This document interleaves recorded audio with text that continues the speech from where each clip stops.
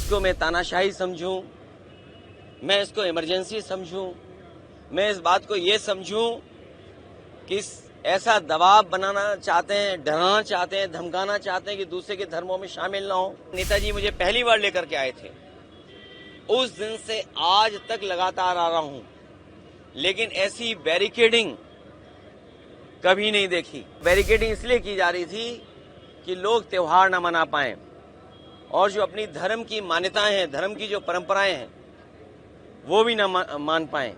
बहुत बहुत मुबारकबाद, ईद के त्योहार की बहुत बहुत मुबारकबाद। आज आपके माध्यम से पूरे प्रदेश, देश और दुनिया के सभी लोगों को बहुत बहुत आज मैं मुबारकबाद देना चाहता हूं। ईद का त्योहार हम सब खुशी से मनाते हैं, एक दूसरे से गले मिल करके, सिवैयां खा करके, और उम्मीद करते हैं कि जिस तरीके से हम सब गले मिल करके एक दूसरे का सम्मान करते हैं, एक दूसरे से कैसे हमारे बीच मोहब्बत बढ़े, प्यार बढ़े, लगाव बढ़े, और यही हमारे देश की खूबसूरती है कि जहां पर अलग अलग धर्म के, अलग अलग रास्ते पे चलने वाले लोग सब हम एक साथ मिलकर के रहते हैं। दुनिया में भारत जैसा अच्छा देश, हिंदुस्तान जैसा खूबसूरत देश कहीं नहीं है जहां इतनी जाति धर्म के लोग मिलकर के रहते हैं, त्योहार मनाते हैं, एक दूसरे से खुशियां बांटते हैं। जहां हम एक दूसरे की खुशियों में शामिल होते हैं, वहीं एक दूसरे के दुख तकलीफ में भी शामिल होते हैं।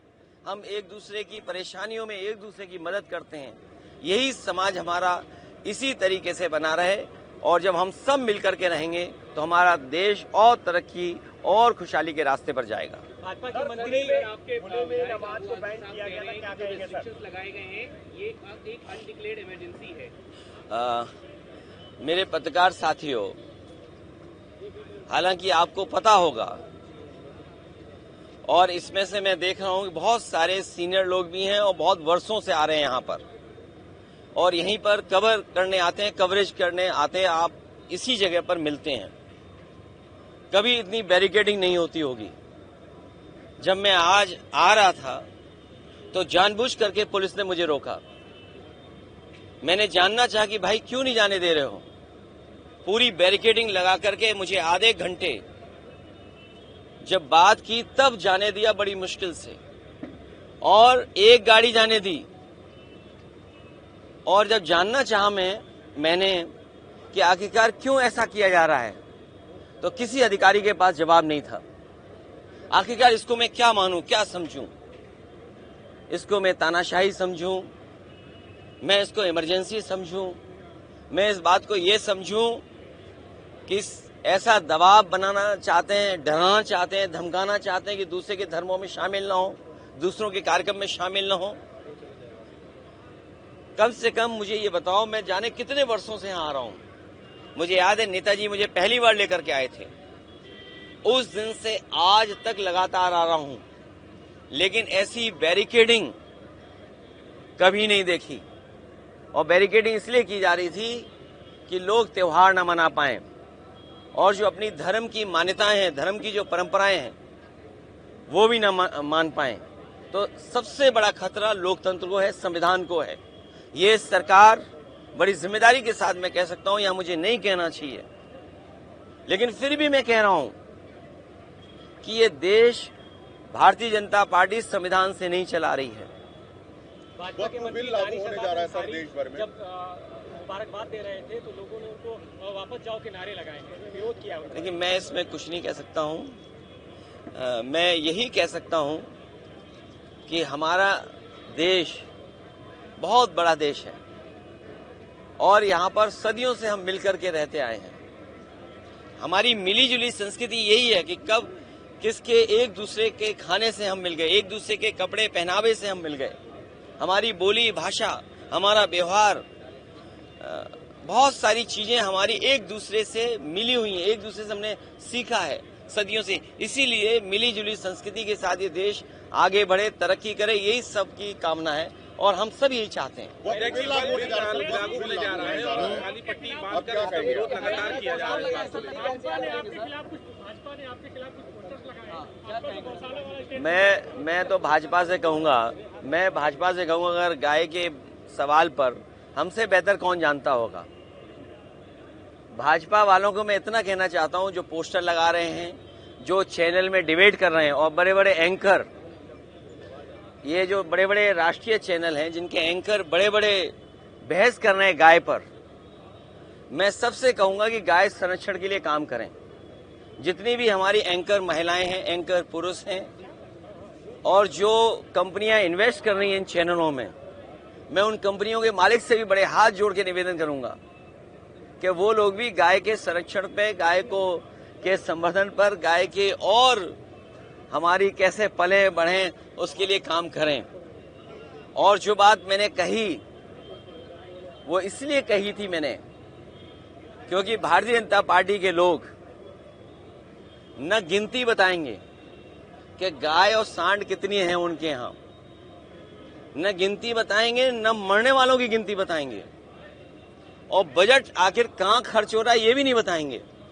तो मैं अपने पत्रकार साथियों से कहूंगा, जितनी जिम्मेदारी से मुझे आप जानकारी दे रहे हैं, उतनी जिम्मेदारी से संख्या कहलवा दो उनसे, और उस संख्या में एक महीने में कितने लोगों की जान जा रही है गायों की, वो भी संख्या बता दें। और आखिरी में अपनी बात कहता हुआ, ये सब बहस इसलिए भारतीय जनता पार्टी छेड़ती है क्योंकि जो बुनियादी सवाल है, किसान की आय दोगुनी होना, नौजवान की नौकरी रोजगार का सवाल, इन्वेस्टमेंट आने का सवाल, महंगाई का सवाल, बिजली महंगी का सवाल, इलाज दवाई है ही नहीं अस्पतालों में, और सबसे बड़ी बात जो छिपाना चाहते हैं वो जो भ्रष्टाचार है, ease of doing corruption, ease of doing and taking commission, ease of doing घोटाला, और उनका ही सबसे प्रिय अधिकारी लापता है, भगोड़ा है, साबित हो गया है। और मैं आपसे कह रहा हूं, इतने चैनलों के सामने मुझे किसी ने जानकारी दी है कि वो आईएएस अधिकारी मुख्यमंत्री आवास में छिपा हुआ है। आप देश भर में सर वक्त लागू होने वाला है। विधायक नंदकिशोर गुर्जर अपनी ही सरकार के खिलाफ हमलावर हैं। देखिए, हमलावर नहीं है। उन्होंने कहा कि माँ का दूध पिया हो तो, अगर ये बात गलत हो तो बताइए। बिल्कुल सही कहा भाई, जो विधायक है कब दुख तकलीफ में होगा, परेशानी में होगा, उसका अपमान हो रहा होगा, वो अपमान नहीं सहन कर पाया। अपमान जो हुआ उसने अपनी भाषा गुस्से में निकाल दी। तो अब सोचिए, उन्हीं का विधायक ये कहता हो, उनके अधिकारियों का हो, माँ का दूध याद दिलाता हो। अब अधिकारी जाने और बीजेपी के लोग जाने। अखिलेश जी, सड़कों पे कांवरिया चल सकते हैं तो 5 मिनट की नमाज क्यों नहीं हो सकती? अबू आदमी ये पूछ रहे हैं। वो ठीक कह रही हैं। क्या कहेंगे सर? ममता बनर्जी जी जो कह रही हैं एकदम ठीक कह रही हैं। आज जो ममता बनर्जी जी फेस कर रही हैं बंगाल में, जिस तरह का भारतीय जनता पार्टी झूठा प्रचार कर रही है बंगाल में और बिहार में, इसी तरह का गंदा प्रचार, घटिया प्रचार भारतीय जनता पार्टी ने यूपी में भी किया था, और आप लोग सब जानते हो। लेकिन मैं जानता हूं कि आप भी कुछ नहीं बोलोगे। अबू आजमी क्या कहेंगे सर? वो कांवरिया अगर सड़क पे चल सकते हैं तो नमाज 5 मिनट क्यों नहीं हो सकती? उस बहस में मैं नहीं पढ़ना चाहता हूं, लेकिन जो सड़क है, मेरे साथ कौन चलना चाहता है? अभी सोमवार को कौन चलेगा मेरे साथ? बताइए सर, कहाँ चल रहे हैं? हाँ, अच्छा, हाँ, ठीक है। एक है देवी, उनके पास हम और आप सब लोग चलेंगे, ठीक है? हम ले चलेंगे आपको, हम लोग ले चलेंगे सब।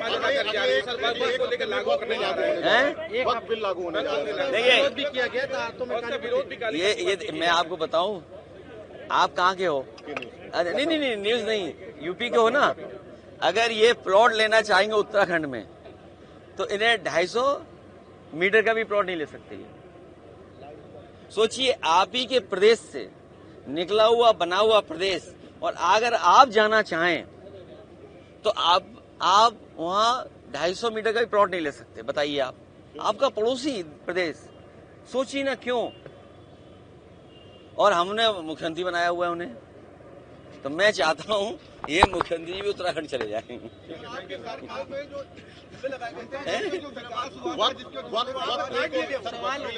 अरे वक्फ बोर्ड से मैंने तुमसे क्या कहा?